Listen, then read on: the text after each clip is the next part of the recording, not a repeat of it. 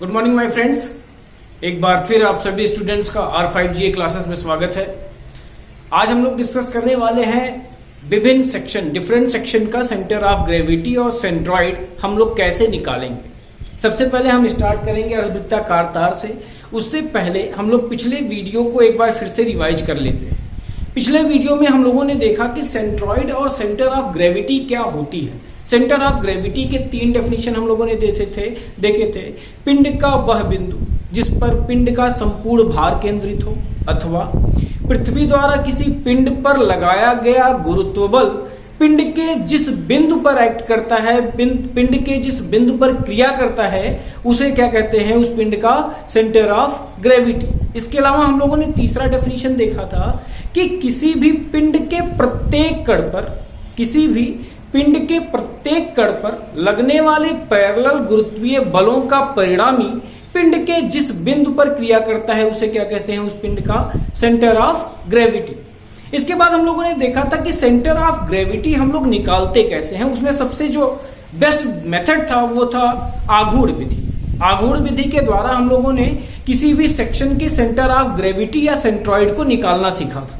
उसके लिए हम लोगों ने किया था कि उस पिंड के, उस सेक्शन के क्षेत्रफल, द्रव्यमान या आयतन का आघूर्ण लेकर उसे उसी पिंड के द्रव्यमान, आयतन या आघूर्ण से हम लोग क्या, द्रव्यमान, आयतन या क्षेत्रफल से हम लोग क्या करते थे, डिवाइड कर देते थे। तो वही हम लोगों को इस बार करना है। हम लोगों को जो सेक्शन के डेरिवेशन करने हैं वो इसी आघूर्ण विधि द्वारा ही करने हैं। इसके लिए हमें करना क्या होगा, पहले कुछ बेसिक कॉन्सेप्ट जान लेते हैं। सबसे पहले किसी भी सेक्शन का सेंट्रॉइड या सेंटर ऑफ ग्रेविटी निकालने के लिए पहले उस सेक्शन पर हम लोग छोटा सा एक स्ट्रिप मानेंगे और उस स्ट्रिप पर सारी क्रियाएं करेंगे। जैसे अगर हमें आयतन का आघूर्ण लेना है तो सबसे पहले हमें उस स्ट्रिप का आयतन निकालना होगा, फिर उसका आघूर्ण निकालना होगा। अगर हमें उस सेंटर ऑफ ग्रेविटी का x कोऑर्डिनेट चाहिए होगा तो उसे हमें y के परितः आघूर्ण लेना होगा। अगर मुझे उस सेंटर ऑफ ग्रेविटी के x कोऑर्डिनेट या y कोऑर्डिनेट को लेना होगा तो उसका जो आघूर्ण होगा वो हम किस एक्सिस से निकालेंगे, x एक्सिस से निकालेंगे। आगे बात समझे। यानी सबसे पहले किसी भी सेक्शन की सेंटर ऑफ ग्रेविटी के डेरिवेशन से पहले हमें क्या करना होगा, उस सेक्शन पर एक छोटी सी स्ट्रिप लेनी होगी। उस स्ट्रिप का अगर हमको क्षेत्रफल का आघूर्ण चाहिए होगा तो उस स्ट्रिप का आघूर्ण क्षेत्रफल लेना होगा।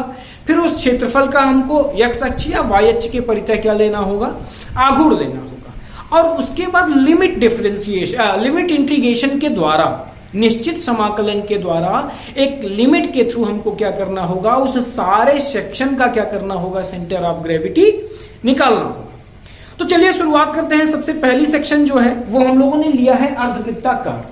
हम सबसे पहले अर्धवृत्ताकार की सेंटर ऑफ ग्रेविटी निकालने की कोशिश करते हैं।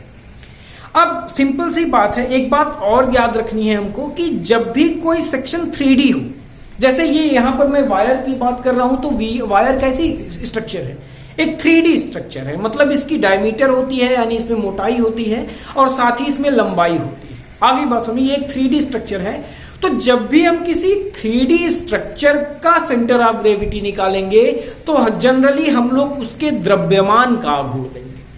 आगे बात समझ में। और अगर हम किसी सतह की, जैसे मैंने कहा था कि अगर कोई प्लेन है यानी 2 डायमेंशनल है, द्विविमीय है, तो हमें उसका क्या होता है, सेंट्रॉइड निकालना होता है। और सेंट्रॉइड निकालने के लिए हम लोग क्या कर सकते हैं, उसके एरिया का आघूर्ण ले सकते हैं, उसके क्षेत्रफल का आघूर्ण ले सकते हैं।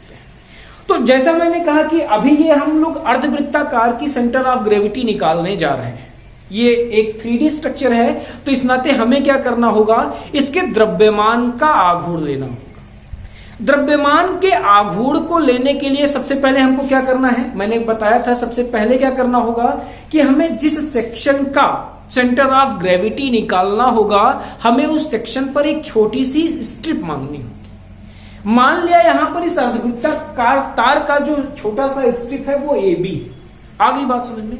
और माना अगर अब मुझे क्या करना होगा, मुझे इस स्ट्रिप का, ये जो AB है, सबसे पहले इसका द्रव्यमान निकालना होगा। इस द्रव्यमान का फिर हम लोग क्या करेंगे, एक्स अक्ष और वाई अक्ष के परितः क्या निकालेंगे, आघूर्ण निकालेंगे, और जब उसी के द्रव्यमान से हम लोग क्या कर देंगे, डिवाइड कर देंगे, तो हमारी सेंटर ऑफ ग्रेविटी इस अर्धवृत्ताकार तार की क्या हो जाएगी, निकल जाएगी। मान लिया इस पूरे अर्धवृत्ताकार तार का संपूर्ण द्रव्यमान, यानी इस पूरे तार का जो कुल द्रव्यमान है वो कितना है, कैपिटल एम है। आगे बात समझ में। अब अगर मैं उस तार के एकांक लंबाई का द्रव्यमान निकाल लूं तो मैं आराम से इस छोटे से स्ट्रिप का द्रव्यमान क्या कर सकता हूं, निकाल सकता हूं। तो सबसे पहले हम जानते हैं कि वृत्त की परिधि कितनी होती है, 2 पाई आर। यानी अगर मैं कह दूं कि वृत्त की लंबाई जो होती है, अगर किसी वृत्त को खोल दिया जाए किसी पॉइंट से, तो उसकी जो टोटल लंबाई होती है वो उसकी परिधि के बराबर होती है। और एक पूरे टोटल सर्कल के लिए, जो कंप्लीट सर्कल के लिए जो परिधि होती है वो कितनी होती है, 2 पाई आर। यहां पर जो बात किया गया है वो एक अर्धवृत्ताकार तार की बात की गई है, यानी सर्कल के आधे की बात की गई। तो इस अर्धवृत्ताकार तार की टोटल लंबाई कितनी होगी, 2 पाई आर बाई 2, यानी कितना होगा, केवल पाई आर होगा। आगे बात समझ में। अब इस पूरे संपूर्ण अर्धवृत्ताकार का द्रव्यमान कितना है, कैपिटल एम। इसकी टोटल लंबाई कितनी है, पाई आर। तो अगर मैं चाहूं तो इस अर्धवृत्ताकार तार के एकांक लंबाई का द्रव्यमान निकाल सकता हूं, वो कितना होगा, यम अपान पाई आर। हमको क्या करना होगा, टोटल द्रव्यमान से टोटल द्रव्यमान में टोटल लंबाई से क्या करना होगा, डिवाइड करना होगा। आगे बात समझो। तो यानी मुझे पता चल गया कि एकांक लंबाई का द्रव्यमान कितना है, पाई आर है, sorry m upon pi r है। आगे बात समझो। तो अगर मुझे इस अवयव की द्रव्यमान चाहिए होगी तो वो कितनी होगी, हमें इस अवयव की लंबाई से क्या करना होगा, गुणा करना होगा। तो मैं क्या कर सकता हूं, मैं इस अवयव AB का द्रव्यमान निकाल सकता हूं। कितना होगा, यम अपान पाई आर, तो एकांक लंबाई होगी, एकांक लंबाई का द्रव्यमान होगा। अब मुझे क्या करना होगा, इस स्ट्रिप की लंबाई से क्या करना होगा, मल्टीप्लीकेशन करना होगा। हम जानते हैं कि किसी भी चाप की लंबाई कितनी होती है, वृत्त की त्रिज्या गुणे केंद्र पर अंतरित कोण। मान लिया ये जो स्ट्रिप है ये केंद्र पर कितना कोण अंतरित कर रहा है, डी थीटा कोण अंतरित कर रहा है। ये जो स्ट्रिप मैंने मानी है एक्चुअल में इसकी लंबाई बहुत ही छोटी है। जब भी हम लोग स्ट्रिप मानेंगे, जो भी स्ट्रिप माने होंगे वो अति सूक्ष्म मानेंगे, यानी कि बहुत ही छोटा सा लेंथ उसका मानेंगे। आगे बात समझ में। तो अगर मुझे इस चाप की लंबाई निकालनी हो, अगर मान लिया इस अर्धवृत्ताकार तार का रेडियस कितना है, आर है, और उसके द्वारा इस अवयव द्वारा केंद्र पर अंतरित कोण कितना है, डी थीटा, तब क्या होगा, तो जो इस स्ट्रिप की लंबाई होगी वो कितनी होगी, आर इंटू डी थीटा। इतना हो गया। अब इसके बाद हम क्या निकाल सकते हैं, इस अवयव AB का द्रव्यमान। अगर मैं इस अवयव AB का द्रव्यमान निकालना चाहूं तो क्या होगा, एकांक लंबाई के द्रव्यमान में मैं इस स्ट्रिप की लंबाई से क्या कर दूं, मल्टीप्लाई कर दूं। अगर मैं ऐसा करता हूं तो मुझे कितना प्राप्त होगा, M upon pi r into r d theta. अब इतना मुझे निकल गया, इस अवयव AB का द्रव्यमान हमको क्या हो चुका है, ज्ञात हो चुका है। अब मुझे क्या करना होगा, इस अवयव AB के द्रव्यमान का आघूर्ण लेना होगा। अगर मुझे इसके सेंटर ऑफ ग्रेविटी का x कोऑर्डिनेट चाहिए होगा तो मुझे y अक्ष के परितः आघूर्ण लेना होगा, और अगर मुझे इसका y कोऑर्डिनेट चाहिए होगा तो मुझे x अक्ष के परितः आघूर्ण लेना होगा। यानी मैं क्या कह सकता हूं, मैं कह सकता हूं अवयव का y अक्ष के परितः आघूर्ण कितना होगा, M upon pi r into r d theta. ये क्या था, ये टोटल अवयव की द्रव्यमान, ये जो मास है ये किसका है, अवयव AB का, और इसमें मुझे किससे मल्टीप्लाई करना होगा, आर कॉस थीटा का, क्योंकि मुझे क्या चाहिए होगा, y अक्ष के परितः आघूर्ण चाहिए होगा, और अगर y अक्ष के परितः आघूर्ण चाहिए होगा तो इस अवयव का y अक्ष से जो लंब दूरी है, नॉर्मल डिस्टेंस है, वो कितना है, r cos थीटा। अगर ये r है तो ये ऊर्ध्वाधर डिस्टेंस कितनी हो जाएगी, r sin थीटा, और क्षैतिज डिस्टेंस कितनी हो जाएगी, r cos थीटा। तो मुझे किससे मल्टीप्लाई करना होगा, y अक्ष के परितः आघूर्ण के लिए हमें किससे मल्टीप्लाई करना होगा, r cos थीटा से। अगर मैं इसको सॉल्व करूं तो मेरा कितना आ जाएगा, यम अपान पाई r cos theta into D. आपको करना क्या है, आपको पहले ये वीडियो सारा एक साथ देख लेना है। टोटल जितनी लेंथ की ये वीडियो है आपको पूरी एक बार देख लेनी है। उसके बाद आपको क्या करना है, बीच में मैं जब स्क्रीन से हट जाता हूं, जब आपको ये पूरा ब्लैक बोर्ड साफ साफ दिखाई पड़ता है, आपको उसी टाइम उस वीडियो को पॉज करके क्या करना है, उसका नोट्स बना लेना है। आगे इसके बाद मैं आप लोगों को असाइनमेंट भी देने वाला हूं, आप लोगों को नोट्स में चेक करूंगा जो आप लोग ये नोट्स बनाओगे, तो इस नाते आप लोग साथ साथ में नोट्स भी बनाते रहिएगा। जब मैं स्क्रीन से हट जाता हूं, जैसे मैं अभी हट गया, आपको पहले आपको क्या करना है कि पूरी वीडियो एक साथ देख लेनी है, उसके बाद फिर आपको रोक रोक के वीडियो को पॉज करके आपको नोट्स बनाने हैं। आगे बात सुनने, तो चलिए चलते हैं। अभी मैंने क्या निकाला, अवयव का y अक्ष के परितः आघूर्ण कितना हो गया, m/पाई r cos theta into D theta. अब अगर मैं इसी अवयव का x अक्ष के परितः आघूर्ण निकालना चाहूं तो वो कितना होगा, अगर x अक्ष के परितः आघूर्ण निकालना चाहूं तो m/पाई r इंटू r दी थीटा, ये क्या था, इस अवयव का द्रव्यमान था। अब मुझे किससे मल्टीप्लीकेशन करनी होगी, अक्ष से नॉर्मल डिस्टेंस की। अगर मैं x अक्ष के परितः आघूर्ण लूंगा तो वो कितना होगा, r sin थीटा, ये ऊर्ध्वाधर डिस्टेंस होगी और वो कितनी है, r sin थीटा। ये तो था अवयव का y अक्ष और x अक्ष के परितः आघूर्ण। हमने बात की थी सेंटर ऑफ ग्रेविटी की पिछले वीडियो में, तो हम लोगों ने कहा क्या था कि अगर हमको किसी भी सेक्शन की सेंटर ऑफ ग्रेविटी चाहिए होगी तो हमें उसके आघूर्ण से, जैसे मैंने कह दिया कि अगर मैंने यहां द्रव्यमान का आघूर्ण लिया तो मुझे अब क्या करना होगा, उस द्रव्यमान के आघूर्ण में उस अर्धवृत्ताकार तार के संपूर्ण द्रव्यमान से क्या करना होगा, डिवाइड करना होगा। तो अगर मैं कहूं कि मुझे इस सेक्शन का, ये जो अर्धवृत्ताकार तार है, इसके सेंटर ऑफ ग्रेविटी का x कोऑर्डिनेट चाहिए, अगर मुझे इसके सेंटर ऑफ ग्रेविटी का x कोऑर्डिनेट चाहिए होगा तो हमको क्या करना होगा, y अक्ष के परितः आघूर्ण लेना होगा, और वो कितना है, अभी हम लोगों ने निकाल लिया m/पाई r cos theta into D theta. तो अगर मैं इस सेंटर ऑफ ग्रेविटी के x कोऑर्डिनेट को निकालना चाहूं तो वो कितना होगा, m/पाई r cos theta into D theta, ये आघूर्ण था, और किससे डिवाइड करना होगा, इस अर्धवृत्ताकार तार के टोटल द्रव्यमान से क्या करना होगा, डिवाइड करना होगा। अच्छा, हमको अभी मैंने कहा था कि लिमिट इंटीग्रेशन के द्वारा, एक डेफिनेट इंटीग्रेशन के द्वारा ही हम लोग इस आघूर्ण को क्या कर सकते हैं, निकाल सकते हैं, सेंटर ऑफ ग्रेविटी को क्या कर सकते हैं, निकाल सकते हैं। तो यहां पर जो लिमिट लगी, यहां पर वेरिएबल क्या है, थीटा, यहां पर वेरिएबल क्या है, थीटा। और जो हम लोग लिमिट रखते हैं, हम लोगों ने पढ़ा है समाकलन में, इंटीग्रेशन में, कि जो हम लोग लिमिट इंटीग्रेशन कर, डिफिनेट इंटीग्रेशन करते हैं, उसमें जो हम लोग लिमिट रखते हैं वो हम लोग वेरिएबल के फॉर्म में रखते हैं। तो यहां पर वेरिएबल क्या है, थीटा। अगर वेरिएबल थीटा है तो लिमिट हमको किस फॉर्म में रखनी होगी, थीटा के फॉर्म में रखनी होगी। ये अर्धवृत्ताकार तार है, तो ये जो थीटा टोटल कंप्लीट हो रहा है वो कहां से कहां तक हो रहा है, यहां पर थीटा इक्वल्स टू 0 डिग्री, और जब मैं यहां से पूरा ये हाफ सर्कल कंप्लीट कर ले रहा हूं तो थीटा इक्वल्स टू 180 डिग्री। यानी यहां पर जो थीटा का लिमिट होगा वो कहां से कहां तक होगा, 0 से 180 तक। आगे बात समझ में, तो एक बार लिमिट लगा देते हैं, 0 to 180 m/पाई r cos theta into D theta upon m। ये क्या निकलेगा, इस अर्धवृत्ताकार तार का के सेंटर ऑफ ग्रेविटी का x कोऑर्डिनेट। आगे बात समझ में। अब अगर मैं इस इंटीग्रेशन को करूं तो ये क्या होगा, जो कांस्टेंट है वो मैं बाहर कर लेता हूं, r/पाई, m से m का क्या हो गया, कैंसिल आउट हो गया, ये m से m कैंसिल आउट हो गया। अब क्या बचा, इंटीग्रेशन के अंदर क्या बचा, 0 to 180, ये मेरी लिमिट है, क्या बचा, cos theta into D theta. अब अगर हम लोग cos थीटा का इंटीग्रेशन हम लोग जानते होंगे, cos थीटा का इंटीग्रेशन क्या होता है, cos थीटा का इंटीग्रेशन क्या होता है, sin थीटा। sin थीटा का क्या होता है, इंटीग्रेशन cos थीटा। तो ये cos theta differentiation cos theta होता है, तो cos थीटा का इंटीग्रेशन क्या होता है, sin थीटा। अब हम लोग वैल्यू रख लेते हैं, sin 180 की वैल्यू कितनी, 0, और sin 0 की वैल्यू कितनी, 0, यानी 0 - 0 इक्वल्स टू क्या होगा, 0। यानी कंफर्म हो गया कि जो अर्धवृत्ताकार तार की सेंटर ऑफ ग्रेविटी होगी उसका x कोऑर्डिनेट कितना होगा, 0। और अगर उसका x कोऑर्डिनेट 0 हो गया तो इसका मतलब क्या हो गया कि जो सेंटर ऑफ ग्रेविटी होगी अर्धवृत्ताकार तार की वो किसके ऊपर होगी, 0, यानी उसके केंद्र के सीध में होगी, केंद्र के ऊपर होगी।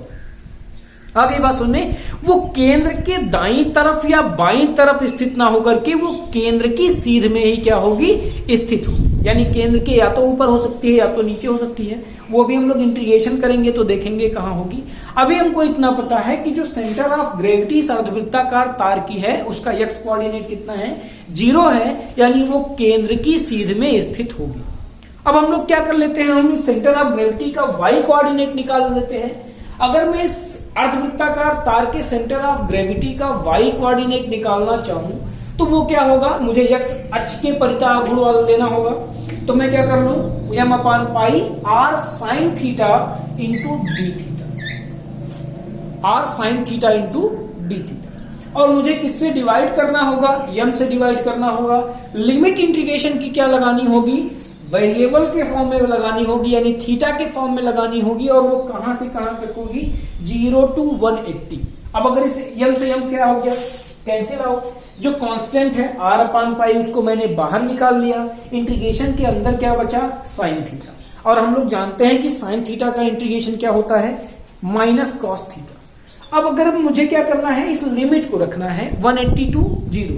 अगर मैं इसको रखूं तो ये कितना आ जाएगा, r/π मेरा कांस्टेंट है। मैं कॉस थीटा की वैल्यू रखूंगा तो कितना होगा, cos 180 की वैल्यू अगर मैं रखूंगा तो -1 होगा। मैं माइनस भी बाहर निकाल लूं, मैं माइनस बाहर निकाल लूं तो ये क्या होगा, cos थीटा की वैल्यू कितनी होगी, cos 180 की वैल्यू -1। और फिर माइनस के बाद क्या होगा, cos 0, यानी -1 कितना हो जाएगा, -2। ये माइनस माइनस क्या हो जाएंगे, पॉजिटिव हो जाएंगे। और ये वैल्यू कितनी आ जाएगी, 2r/π। यानी अगर मैं एक साथ बोलूं तो किसी भी अर्धवृत्ताकार तार की जो सेंटर ऑफ ग्रेविटी होती है उसका x कोऑर्डिनेट क्या होता है, 0 होता है। और उसका y कोऑर्डिनेट क्या होता है, 2r/π। आगे बात समझ में, यानी क्या होता है, उसका जो सेंटर ऑफ ग्रेविटी है वो उसके केंद्र के ऊपर स्थित होता है, क्योंकि ये पॉजिटिव, y की वैल्यू कैसी है, पॉजिटिव है। और कितनी डिस्टेंस पर होती है, 2r/π डिस्टेंस पर होती है। और x केंद्र के जस्ट ऊपर होती है। आगे हम बात करने वाले हैं दूसरे सेक्शन की, एक ट्रायंगुलर प्लेट की बात करने वाले हैं। ट्रायंगुलर प्लेट के सेंटर ऑफ ग्रेविटी या सेंट्रॉइड की बात करने वाले हैं। अब ये ट्रायंगुलर प्लेट है, कैसा है, प्लेट है, यानी इसमें क्या होगा, इसको हम 3D ना मान करके क्या मान सकते हैं, 2D। यानी हमें इसका क्या निकालना है, हमें इसका सेंट्रॉइड निकालना है। अगर हमें इसका सेंट्रॉइड निकालना है तो हमको क्या करना होगा, हम क्या कर सकते हैं, हम इसके एरिया का आघूर्ण निकाल सकते हैं। आगे बात सुनिए, मैंने पहले ही कहा कि हमें क्या करना है, 2D स्ट्रक्चर के लिए हम लोग को किसकी बात करनी है, एरिया के आघूर्ण की बात करनी होगी। और अगर वो 3D स्ट्रक्चर है तो हमें क्या किसका बात करना होगा, उसके द्रव्यमान का या उसके आयतन का आघूर्ण लेना होगा। आगे बात समझ में, तो ये एक ट्रायंगुलर प्लेट है, यानी ये एक 2D मान सकते हैं हम इसको। तो हम क्या करेंगे, हम इसके एरिया का आघूर्ण लेंगे। जो चीजें हमको दी गई हैं पहले वो हम देख लेते हैं कि उस ट्रायंगुलर प्लेट की जो आधार है, बेस है, वो कितनी है, स्मॉल b है। जो उस ट्रायंगुलर प्लेट की हाइट है वो कितनी है, स्मॉल h है। अब ऐसे ट्रायंगुलर प्लेट की सेंटर ऑफ ग्रेविटी हमको क्या करनी है, निकालनी है। आगे बात समझ में, इसके लिए मुझे क्या करना होगा, मुझे एक स्ट्रिप माननी होगी, एक बहुत ही सूक्ष्म स्ट्रिप माननी होगी। और वो हम लोग मान लेते हैं कि उसके बेस से y डिस्टेंस पर स्थित है। जो हम लोगों ने स्ट्रिप मानी वो उसके बेस से कितनी दूरी पर स्थित है, y दूरी पर स्थित है, स्मॉल y दूरी पर स्थित है। मान लिया उस पट्टी की जो चौड़ाई है वो कितनी है, dy है। बहुत ही छोटा है, बहुत ही सूक्ष्म, इस नाते हमने कितना मान लिया, dy मान लिया। यानी उसकी जो विड्थ है वो कितनी है, dy। और मान लिया जो पट्टी की लेंथ है वो कितनी है, s। कितना है, s। आगे बात सुनिए, यानी इस पट्टी की लंबाई s, चौड़ाई dy, वो कितनी दूरी पर स्थित है, त्रिभुज के बेस से कितनी दूरी पर स्थित है, स्मॉल y। अगर टोटल हाइट, इस ट्रायंगल की टोटल हाइट h होगी तो ऊपर से यानी इसके शीर्ष से इस पट्टी की दूरी कितनी होगी, ये y है, टोटल h है, उस मुझे h में से क्या करना होगा, y को माइनस करना होगा। यानी अगर मैं इस स्ट्रिप की दूरी इसके शीर्ष से ज्ञात करना चाहूं तो वो कितनी होगी, h माइनस। इतनी बातें क्लियर हो गई। अब हम लोग क्या करते हैं, इस स्ट्रिप का एरिया निकाल लेते हैं और एरिया निकालकर उस एरिया के आघूर्ण को निकालकर हम उसके एरिया से क्या कर देंगे, डिवाइड कर देंगे। और इस तरीके से इस त्रिभुजाकार प्लेट की सेंटर ऑफ ग्रेविटी हमको क्या हो जाएगी, प्राप्त हो जाएगी। अच्छा, एक बात और, अभी हमको क्या करना है, अभी मुझे इस ट्रायंगुलर प्लेट का के सेंटर ऑफ ग्रेविटी का केवल y कोऑर्डिनेट निकालना है। जब मुझे x कोऑर्डिनेट निकालना होगा तो मैं क्या मान लूंगा, मैं इसकी हाइट को बेस मान लूंगा और इसकी बेस को क्या मान लूंगा, हाइट मान लूंगा। और उसके बाद हमको क्या करना होगा, फिर से इसकी सेंटर ऑफ ग्रेविटी जो होगी वो निकल जाएगी, उसका x कोऑर्डिनेट निकल जाएगा इसके थ्रू। तो अभी मुझे क्या करना है, अभी मुझे एक ट्रायंगुलर प्लेट के सेंटर ऑफ ग्रेविटी का y कोऑर्डिनेट निकालना है। उसके लिए हम लोगों ने स्ट्रिप मान ली, बाकी चीजें हो गई। तो हमको क्या करना है, सबसे पहले उस स्ट्रिप का एरिया निकालना है, यानी लंबाई गुणे चौड़ाई। उसके पहले मुझे ये क्या करना है, ये वेरिएबल जो यस है, इस वेरिएबल यस को मैंने खुद से माना है, ये मुझे पता नहीं है, ये मुझे ज्ञात नहीं है। इस नाते जो हमको व्यंजक प्राप्त होगा, जो हमको फार्मूला प्राप्त होगा, उसमें से जो मैंने खुद से माना है उसे मुझे क्या करना होगा, हटाना होगा। और उसको हटाने के लिए, यानी इस यस को हटाने के लिए इस ट्रायंगुलर प्लेट में मुझे क्या करना होगा, एक समरूप ट्रायंगल का प्रॉपर्टीज लगाना होगा। आगे बात समझ में।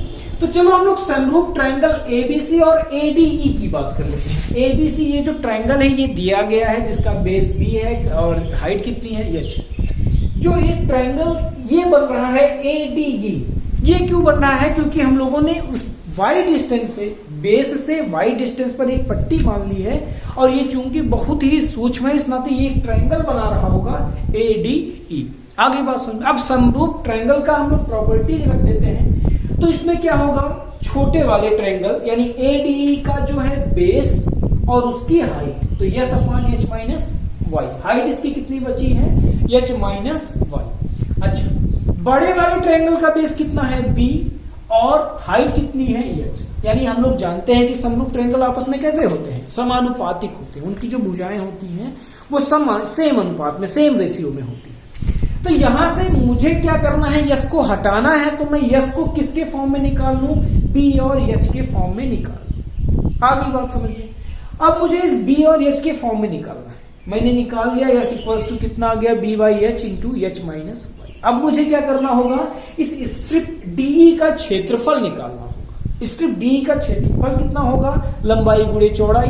यानी मैं क्या कर सकता हूं, लंबाई इसकी कितनी है, यस है, और चौड़ाई कितनी है, डी वाई। अब मैं इस यस के, इसका जो वैल्यू निकला है b y h upon into h minus y, sorry, इसको मैं क्या कर सकता हूं, यहां पर रख सकता हूं। अब मुझे क्या करना है, मुझे इस ट्रायंगल का सेंटर ऑफ ग्रेविटी का वाई कोऑर्डिनेट निकालना है। इस नाते मैं आघूर्ण किस अक्ष के परितः लूंगा, एक्स अक्ष के परितः आघूर्ण लूंगा।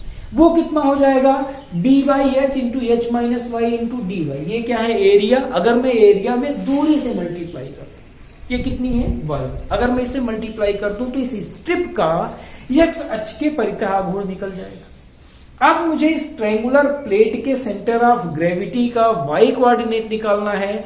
तो मुझे क्या करना होगा, एक लिमिट डेफिनेट इंटीग्रेशन के थ्रू क्या करना होगा, इसके एरिया के आघूर्ण से इसके एरिया को क्या करना होगा, डिवाइड करना कर लेते हैं। यहां पर वेरिएबल किस फॉर्म में है, y के फॉर्म में है, यानी डिस्टेंस के फॉर्म में है। तो लिमिट जो रखूंगा वो भी किसके फॉर्म में रखूंगा, डिस्टेंस के फॉर्म में रखूंगा। इस नाते मैं मान लेता हूं उसका बेस जो है वो 0 पर स्थित है और उसकी जो टोटल हाइट कितनी है वो h। तो लिमिट कितनी हो जाएगी, 0 टू h।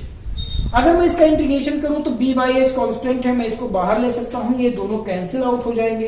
अंदर क्या बचेगा, इस y को मैं इससे मल्टीप्लाई कर दूं तो h y minus y square.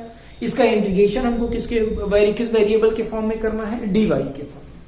उसके बाद नीचे भी जो बचा है मेरा, वो बचा है एच माइनस वाई। इसका भी इंटीग्रेशन हमको करना है 0 टू 180 डिग्री। अगर मैं 0 टू एच, सॉरी, अगर मैं इसको कर लूं तो ये कितना हो जाएगा, वाई का कितना होता है, y square upon 2। Y square का कितना होगा, वाई क्यूब अपॉन 3 होगा। आगे बात समझ, इसका कितना होगा, एच वाई होगा, और वाई का कितना हो जाएगा, माइनस वाई स्क्वायर अपॉन 2 हो गया। अब अगर मैं इसको सॉल्व करूं, तो वैल्यू कितनी आएगी, एच अपॉन 3। यानी यहां से पता चलता है कि किसी ट्रायंगुलर प्लेट के सेंटर ऑफ ग्रेविटी का जो वाई कोऑर्डिनेट होता है वो उसके बेस से एच बाई 3 डिस्टेंस पर, यानी उसके बेस से उसकी ऊंचाई के 1/3 दूरी पर क्या होता है, स्थित होता है। आगे बात समझ में, अगर मुझे इस ट्रायंगुलर प्लेट के सेंटर ऑफ ग्रेविटी का एक्स कोऑर्डिनेट निकालना होगा तो मुझे क्या करना होगा, मुझे इसको हाइट मान लेनी होगी और इसको बेस को क्या मान लेना होगा, हाइट को बेस मान लेना होगा, बेस को हाइट मान लेना होगा और उसके थ्रू, इसी फॉर्मूले के थ्रू हम लोग क्या कर सकते हैं, इस ट्रायंगुलर प्लेट के सेंटर ऑफ ग्रेविटी का एक्स कोऑर्डिनेट और वाई कोऑर्डिनेट क्या कर सकते हैं, निकाल। जनरली हमको क्या निकालना होता है, जनरली हमको एक ट्रायंगुलर प्लेट के सेंटर ऑफ ग्रेविटी का वाई कोऑर्डिनेट ही निकालना होता है। आगे हम लोग बात करने वाले हैं सॉलिड लंब वृत्तीय शंकु की, यानी हम लोग किसकी बात कर रहे हैं, सॉलिड राइट सर्कुलर कोन की। हम लोगों ने पिछले फर्स्ट ईयर में फर्स्ट सेमेस्टर में हम लोगों ने पढ़ा था कि किसी भी लंब वृत्तीय शंकु का जो ऑर्थोग्राफिक प्रोजेक्शन होता है वो कैसा होता है, एक ट्रायंगल पढ़ा था। ये हम लोगों ने फर्स्ट सेमेस्टर में ड्राइंग में पढ़ लिया है कि किसी भी राइट सर्कुलर कोन का जो ऑर्थोग्राफिक प्रोजेक्शन होता है वो क्या होता है, एक ट्रायंगल होती है। तो यहां पर हम लोगों ने एक ऑर्थोग्राफिक प्रोजेक्शन बनाया हुआ है, एक राइट सर्कुलर कोन की बात की है। ये कैसा है, ये सॉलिड है, यानी इसके बीच का भी जो मटेरियल हुआ है वो भरा हुआ है। सॉलिड मतलब क्या, कि इसके बीच का जो पार्ट है वो खोखला नहीं है, उसके बीच में भी क्या हुआ है, मटेरियल क्या हुआ है, भरा हुआ है। तो अगर मैं इसके ऑर्थोग्राफिक प्रोजेक्शन की बात कर लूं, यानी ये कैसा दिख रहा होगा, एक ट्रायंगल दिख रहा होगा, इस तरीके से दिख रहा होगा। सबसे पहले बात ये कर लेते हैं जो चीजें दी गई हैं। जो राइट सर्कुलर कोन है, मान लिया उसका रेडियस कितना है, आर, उसके आधार का रेडियस कितना है, आर, और उसकी हाइट कितनी है, एच। आगे बात सुने, हमको अपनी तरफ से क्या करना है, एक राइट सर्कुलर कोन के सेंटर ऑफ ग्रेविटी को निकालने के लिए हमको क्या करना है, सबसे पहले एक स्ट्रिप माननी है। हम लोगों ने पहले भी पढ़ा था कि स्ट्रिप मान के हम लोग क्या करते हैं कि उसका आघूर्ण लेते हैं। अब वो आघूर्ण किस चीज का लेंगे, ये चूंकि ये 3D स्ट्रक्चर है, कोन कैसे स्ट्रक्चर है, एक 3D स्ट्रक्चर है, यानी ये सॉलिड है। तो अगर ये सॉलिड है और 3D स्ट्रक्चर है तो हमें क्या करना होगा, इसके द्रव्यमान का आघूर्ण लेना होगा।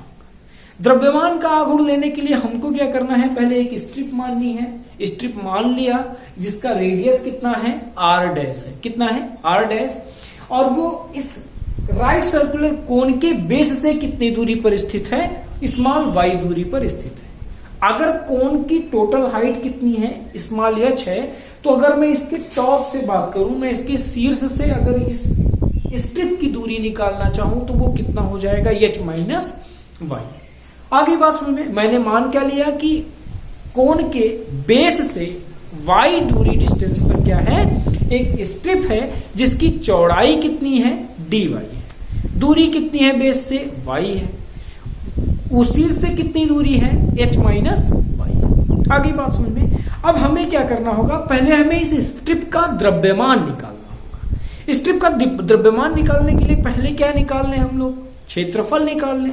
क्षेत्रफल में अगर हम लोग उसकी चौड़ाई से यानी उसकी हाइट से मल्टीप्लाई कर दें तो क्या निकल जाएगा, आयतन निकल जाएगा। और अगर आयतन में मैं इस कोन के मटेरियल की डेंसिटी से मल्टीप्लाई कर दूं तो क्या निकल जाएगा, द्रव्यमान निकल जाएगा, मास निकल जाएगा। आगे बात समझ में, उसके पहले अभी मुझे क्या करना है, मैंने जो स्ट्रिप की रेडियस जो मैंने मानी है आर डैश, ये मैंने खुद से माना है, यानी जो मुझे अपना फंक्शन डिराइव करना है उसमें से मुझे इसको क्या करना पड़ेगा, हटाना पड़ेगा।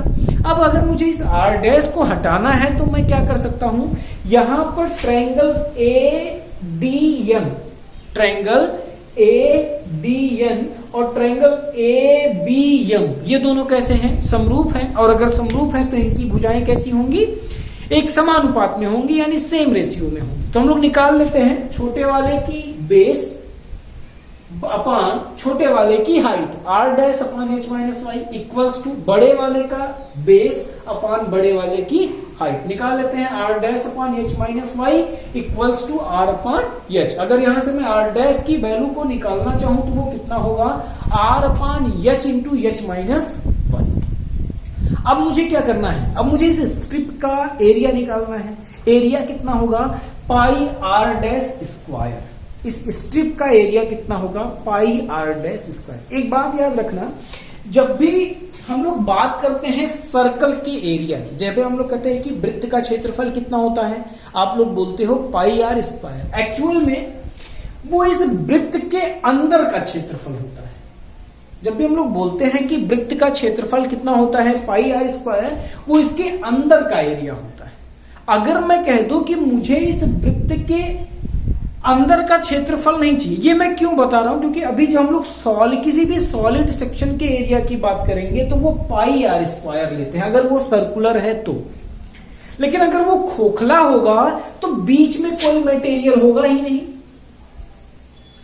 बीच में कोई मटेरियल होगा ही नहीं। और अगर बीच में कोई मटेरियल होगा ही नहीं तो क्या बीच में कोई हमको क्षेत्रफल प्राप्त होगा उस मटेरियल का? नहीं प्राप्त होगा। और अगर नहीं प्राप्त होगा तो मैं क्या कर सकता हूं, मुझे खोखले सर्कल की अगर मुझे एरिया निकालनी है तो वो मैं क्या कर लूं, मैं इसी को तोड़ कैसे फैला दूं, इसकी लेंथ निकल जाएगी कितनी 2 पाई आर। और अगर मान लिया कि इसकी जो परिधि है इसकी मोटाई जो कितनी है dy, तो ये क्या हो जाएगा 2 पाई आर इंटू dy।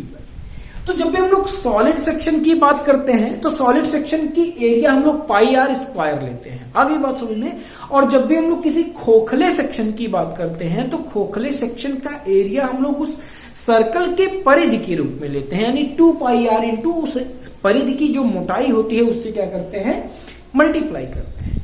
यहां पर ये 3D स्ट्रक्चर है, अगर ये 3D स्ट्रक्चर है तो हमें क्या करना होगा, हमें पाई आर स्क्वायर लेना होगा। और यहां पर उसका रेडियस कितना है आर डैश, तो इस नाते जो एरिया होगा वो कितना होगा r pi r dash square. आगे बात समझ में। अब अगर मैं कहूं कि मुझे इस स्ट्रिप का आयतन चाहिए होगा तो वो कितना चाहिए होगा, इस पट्टी का जो आयतन हो जाएगा वो पाई आर डैश स्क्वायर, ये एरिया हो गया, और मैं उसकी मोटाई से यानी उसकी ऊंचाई से क्या कर दूं, गुणा कर दूं, तो कितना हो जाएगा pi r dash square into d y. ये क्या निकल गया, इस पट्टी का आयतन निकल गया। अब अगर मुझे पट्टी का आयतन पता है और पट्टी के मटेरियल की डेंसिटी अगर मैं मान लू रो है, कितनी है, रो है, तो उस पट्टी का द्रव्यमान मैं क्या कर सकता हूं, निकाल सकता हूं। अगर उस पट्टी का मैं द्रव्यमान की बात करूं तो वो कितना हो जाएगा, आयतन गुणे घनत्व, यानी कि मैं किसकी बात कर दूं, वॉल्यूम इंटू डेंसिटी की बात कर लूं, pi r dash square into d y into rho. आगे बात समझ में। तो ये कितना हो जाएगा, अगर मैं इस आर डैश की वैल्यू को इस फॉर्म में रख दूं आर और एच के फॉर्म में, तो वो कितना हो जाएगा pi r square h minus y का whole square d y into rho. आगे बात समझ में। यानी मुझे क्या हो गया, इस स्ट्रिप का द्रव्यमान हमको क्या हो गया, ज्ञात हो गया। अब हमको क्या करना है, वही फिर से करना है कि द्रव्यमान का क्या लेना है, आघूर्ण लेना है, और फिर क्या कर देना है, उसी द्रव्यमान से क्या कर देना है, डिवाइड कर देना है। एक बात और मैं बता दूं, जब भी सेंटर ऑफ ग्रेविटी की बात करते हैं तो एक सिमेट्रिकल थियरी आती है, सिमेट्रिकल थियरी कहता क्या है कि अगर कोई सेक्शन किसी एक्सिस के अराउंड सिमेट्रिकल है, जैसे अगर मैं बात करूं इस लंब कोणीय इस राइट सर्कुलर कोण की मैं बात करूं तो ये वाई अक्ष के परितः क्या है, सममित है, यानी सिमेट्रिकल है। सिमेट्रिकल कैसे, अगर मैं इसी एक्सिस के अबाउट इसको मोड़ दूं, अगर मैं इसी एक्सिस के अबाउट इसको मोड़ दूं तो ये पूरा का पूरा ये जो नीचे वाला भाग है उसको क्या कर ले, ढक ले। अगर ऐसा होता है तो हम लोग कह सकते हैं कि ये जो कोण है वो इस वाई एक्सिस के अराउंड क्या है, सिमेट्रिकल है।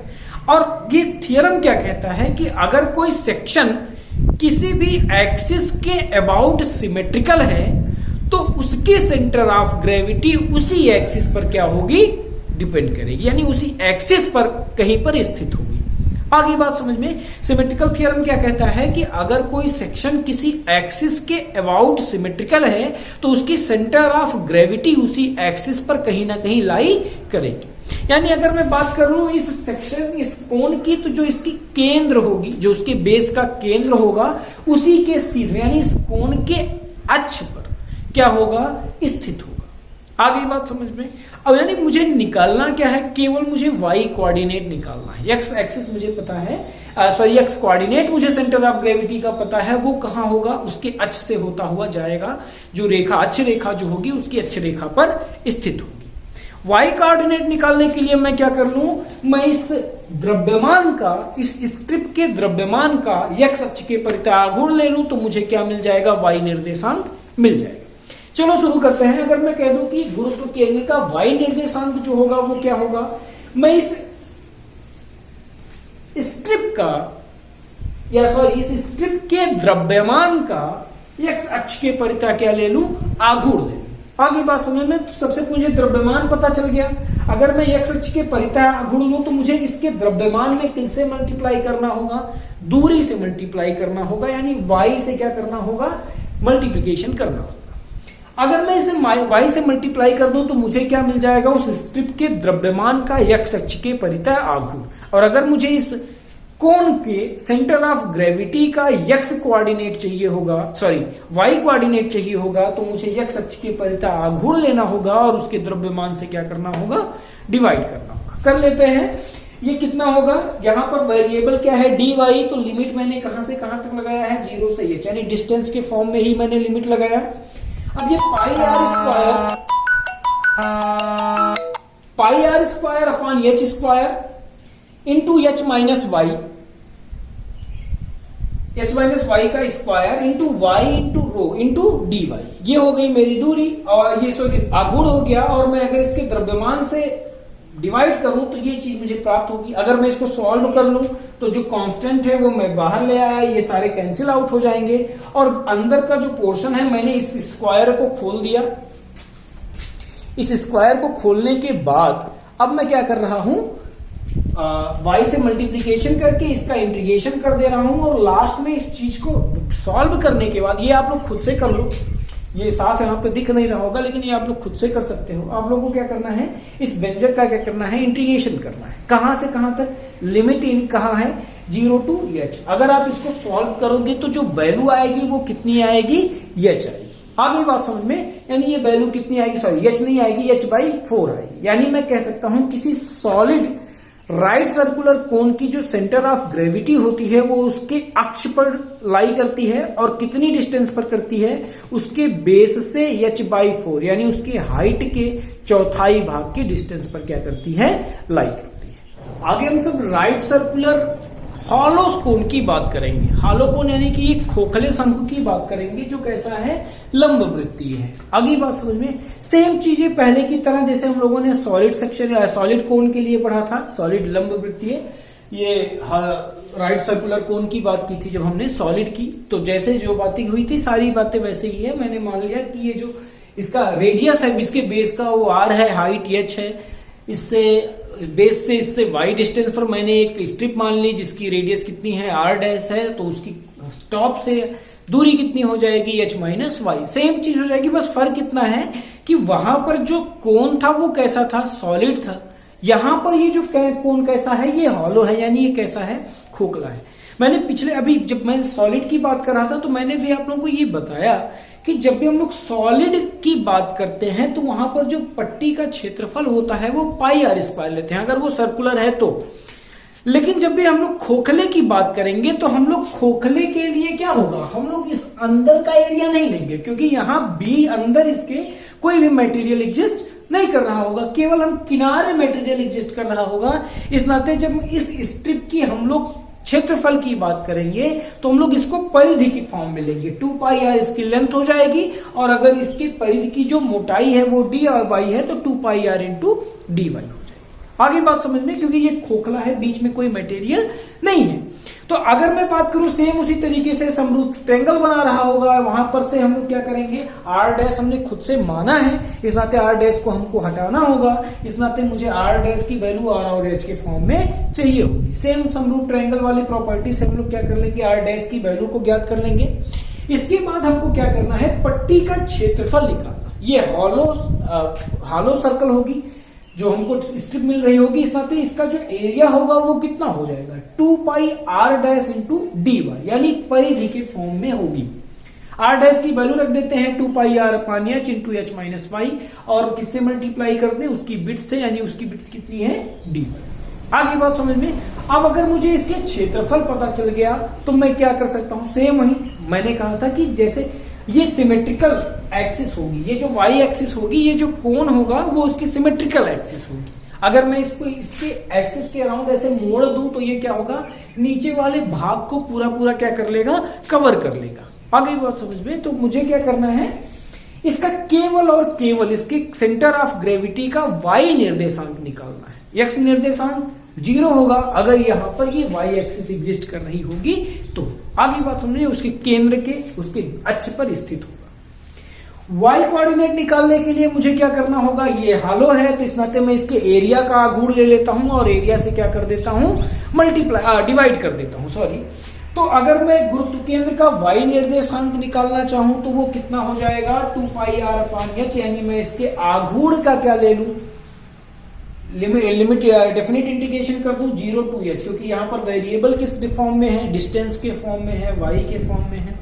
फिर मैं क्या कर दूं, इसके टोटल एरिया से क्या कर दूं, डिवाइड कर दूं। अब मुझे इस इंटीग्रेशन के लिए कॉमन पार्ट जो है या जो कांस्टेंट वैल्यू है उसको बाहर कर लेना है, इंटीग्रेशन के बाहर कर लूंगा, जो वेरिएबल है उसका इंटीग्रेशन करूंगा और जब मैं इसको सॉल्व करूंगा तो जो वैल्यू आएगी वाई निर्देशांक की वो कितनी होगी, h/3। हम लोगों ने देखा कि जब हम लोग सॉलिड राइट सर्कुलर कोन की बात कर रहे थे तो उसकी जो सेंटर ऑफ ग्रेविटी का वाई निर्देशांक था वो h/4 था, यानी हाइट का चौथाई भाग। लेकिन वहीं जब हम लोग खोखले कोण की बात करेंगे तो जो उसकी सेंटर ऑफ ग्रेविटी होगी वो h/4 पर स्थित ना होकर के कहां पर स्थित होगी, h/3 पर स्थित होगी, यानी उसके अक्ष पर लाई करेगी और उसकी बेस से हाइट कितनी होगी, h/3।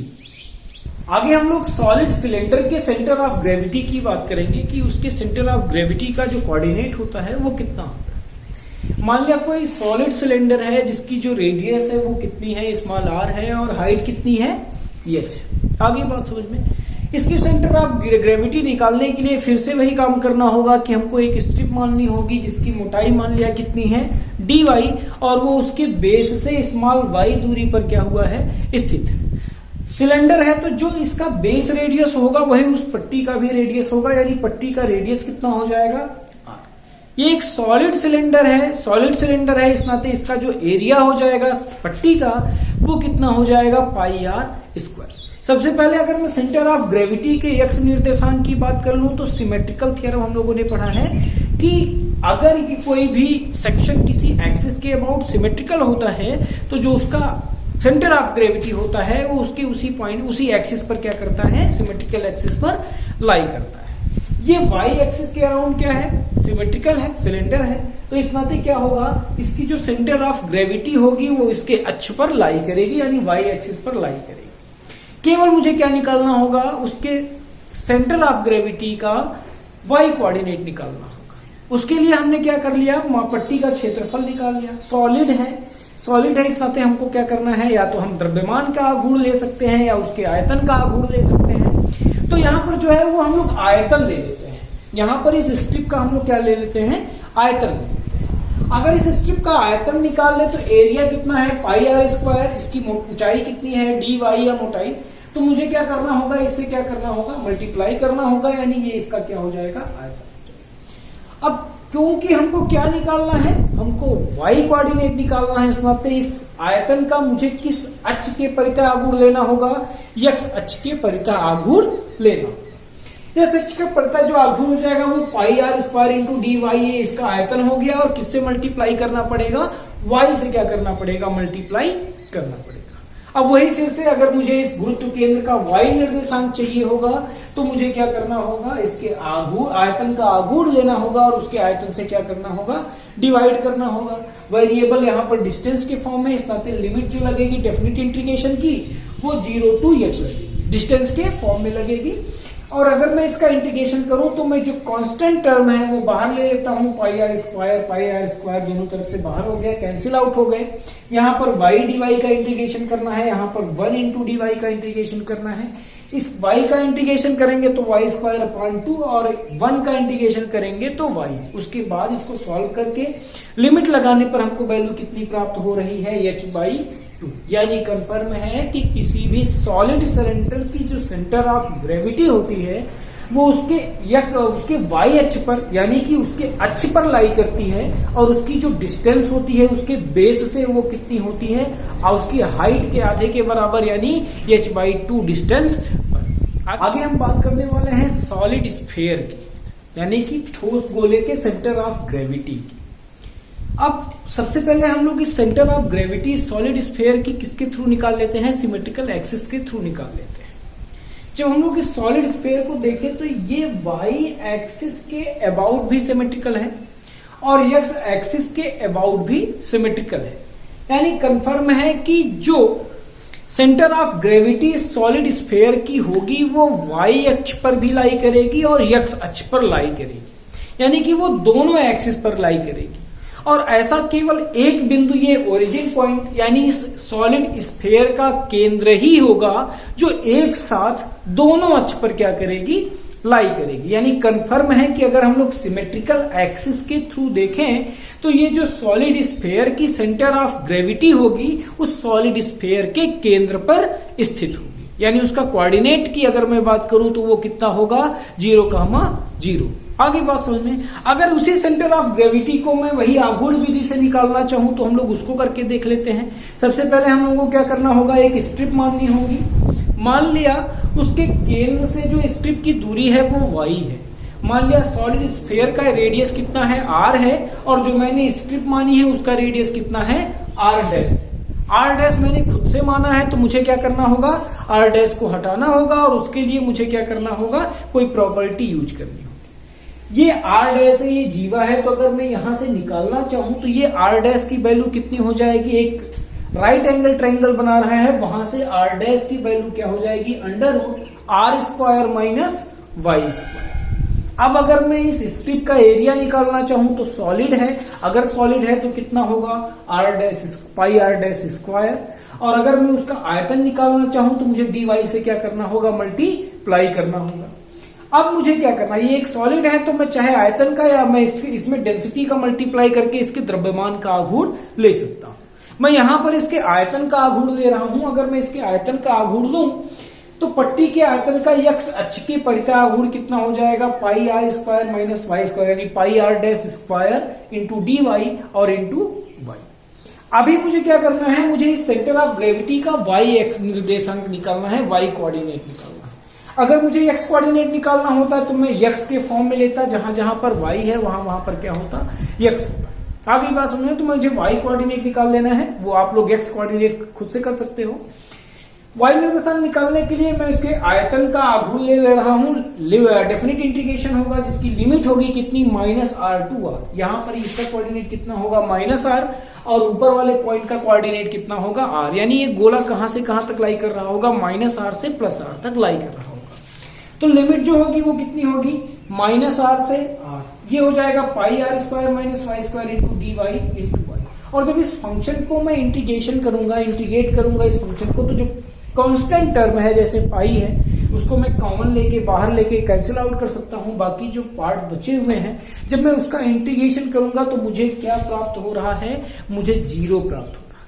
इसी प्रकार से अगर मैं इसके x कोऑर्डिनेट निकालना चाहूं तो जब मैं इसका y अक्ष के परितः आघूर्ण लूंगा, यानी सारी जगह पर जब x हो जाएगी तब भी जब मैं इसका इंटीग्रेशन करूंगा तो मुझे क्या मिलेगा, 0 ही मिलेगा। ये आप लोग खुद से करके देख सकते हैं। आगे बात सुन में, तो यानी कंफर्म है कि किसी भी सॉलिड स्फीयर की जो सेंटर ऑफ ग्रेविटी होती है वो उसके केंद्र पर लाई करती है, यानी उसका निर्देशांक कितना होता है, 0,0। आगे हम लोग बात करने वाले हैं कि हेमीस्फीयर के सेंटर ऑफ ग्रेविटी निकालने की, यानी एक अर्धगोले के सेंटर ऑफ ग्रेविटी निकालने। आगे बात सुन में, ये भी कैसा है, एक सॉलिड है लेकिन कैसा गोला है, एक आधा गोला है, यानी हाफ सर्कल है, हेमीस्फीयर है। आगे बात सुनने, सेम चीजें अभी जैसे हम लोगों ने एक ठोस गोले की बात की थी, अभी सॉलिड स्फीयर की बात की थी, पूरे गोले की बात की थी, उसी तरीके से होगा। बस केवल क्या होगा, जो लिमिट हम लोग -r to r रख रहे थे, जो गोला हमारा -r से r तक लाई कर रहा था, वो एक्चुअल में अब कहां से कहां तक लाई करेगा, 0 से r तक लाई करेगा। आगे बात समझिए, बाकी चीजें सेम रहेंगी, वही केवल लिमिट चेंज हो जाएगी 0 से r। एक बार फिर से देख लेते हैं वही सिमेट्रिकल एक्सिस थ्योरम। अगर हम लोग लगा दें कि ये जो स्फीयर है ये y अक्ष के अबाउट क्या है, सिमेट्रिकल है, और अगर ये y अक्ष के अबाउट सिमेट्रिकल है तो कंफर्म है कि क्या होगा, इसकी centre of gravity y axis पर लाई करेगी, यानी उसके केंद्र के ऊपर या नीचे कहीं भी हो सकती है, लेकिन उसके केंद्र से गुजरने वाले अक्ष पर ही क्या करेगी, लाई करेगी। अब चूंकि ये x अक्ष के अबाउट सिमेट्रिकल नहीं है, इस नाते ये मूल बिंदु पर स्थित ना होकर के किसी न किसी हाइट पर स्थित होगी। अब वो हाइट हम लोग कैसे निकालेंगे, वो निर्देशांक हम लोग कैसे निकालेंगे, वो हम लोग किससे निकालेंगे, आव्यूह विधि से निकालेंगे। तो निकाल लेते हैं, फिर से वही कर लेते हैं कि एक स्ट्रिप मान लिया y डिस्टेंस पर, उसके केंद्र से y डिस्टेंस पर एक स्ट्रिप मान ली जिसकी रेडियस कितनी है, r डैश है। चूंकि r डैश हम लोगों ने खुद से माना है, इस नाते r डैश को हमको हटाना होगा। r dash equals to √r square minus y square. मैं इस स्ट्रिप का क्या कर लूं, आयतन निकाल लूं और मैं उस आयतन का आघूर्ण निकाल लूं। अगर मैं इसका y निर्देशांक निकाल रहा हूं, x निर्देशांक हमको पता चल गया कि y अक्ष पर स्थित होगी, यानी x निर्देशांक कितना होगा, 0 होगा। अगर y निर्देशांक निकालना है तो हमको क्या करना है, इसका आघूर्ण लेना है और जो डेफिनिट इंटीग्रेशन करनी है उसकी जो लिमिट रखनी है वो कहां से कहां तक रखनी है, 0 से r। सॉलिड में हम लोग कहां से रख रहे थे, -r से r रख रहे थे। और जो हम लोग हेमीस्फेयर की बात करेंगे तो जो लिमिट होगी वो क्या होगी, 0 से r। अगर हम लोग इंटीग्रेशन कर लें, फिर से वही चीज, कॉमन पोर्शन हम लोग बाहर कर लें और जो कांस्टेंट है उसको बाहर करके जो हम लोग कैंसिल आउट कर दें, बाकी जो अंदर का पोर्शन है अगर उसका हम लोग इंटीग्रेशन करें, तो जब हम लोग इंटीग्रेशन करेंगे, जितना आप लोगों को दिख रहा है वो ठीक है, नहीं दिख रहा आप लोग खुद से करिए। इंटीग्रेशन करने के बाद आप लोग देखेंगे कि जो वैल्यू आएगी वो कितनी आएगी, 3r/8। यानी कि क्या होगा, जो हेमीस्फेयर की सेंटर ऑफ ग्रेविटी होगी वो उसके केंद्र से 3r/8 डिस्टेंस पर क्या होगी, स्थित होगी। तो बस आज के लिए बस इतना ही। आगे वाले वीडियो में हम लोग जो है किसी कंपोजिट सेक्शन के सेंटर ऑफ ग्रेविटी को कैसे निकाला जाता है ये सीखेंगे। हाँ, एक बात और, आप लोगों को क्या करना है, एक बार मैं फिर से बता दूं कि आप लोगों को पहले एक बार वीडियो सारी एक बार शुरू से लेकर अंत तक पूरा देख लेना है। उसके बाद आपको क्या करना है, वीडियो को पॉज करके बीच बीच में आपको नोट्स बनाने हैं। आगे बात समझ में, नोट्स को जो मैं दूंगा वो असाइनमेंट के तौर पर दूंगा और नोट्स बना के वो आप लोगों को सबमिट करना होगा। गूगल क्लासरूम का जो कोड है मुझसे कनेक्ट होने के लिए वो मैं नीचे डिस्क्रिप्शन बॉक्स में दे रहा हूं। बाकी एक मेरी साइट भी है www.5ga.classes.blogspot.com।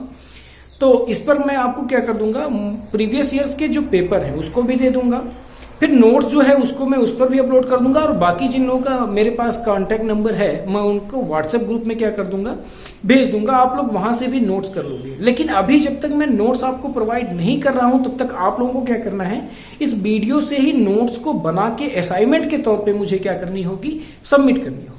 ये 2 चैप्टर्स के बाद जो है वो मुझे आप लोगों का टेस्ट लेना है। वो टेस्ट भी कैसा होगा, ऑनलाइन टेस्ट होगा और आप लोग उसके लिए तैयारी कर लीजिए। आगे बात समझ में, फिर मिलते हैं नेक्स्ट वीडियो में।